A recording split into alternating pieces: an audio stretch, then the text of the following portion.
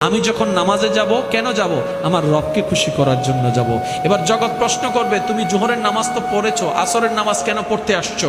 আপনি বলবেন, আমি আসরের নামাজ পড়তে এসেছি কারণ জোহর থেকে আসর পর্যন্ত যেই রব আমাকে বেঁচে থাকার জন্য অক্সিজেন দিয়েছেন, ওই অক্সিজেন দাতাকে খুশি করতে এসেছি। কেউ যদি বলে কাজের ব্যাঘাত হবে, আপনি শুধু এতটুকু বলবেন, যেখান থেকে রিজিক আসবে ওই রবের দরবারে হাজিরা দিতে যাচ্ছে। আল্লাহর ওয়াস্তে যতই ব্যস্ততা থাকুন, ফাঁকে ফাঁকে টাইমটা বের করে নেবেন।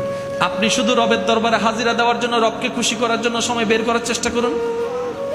এই সময় বের করার যদি রবের কাছে পছন্দ হয়ে যায়, হাসরের ময়দানে জাহান্নাম থেকে বের করার ব্যবস্থা আপনার রব আপনার জন্য করে দিবে।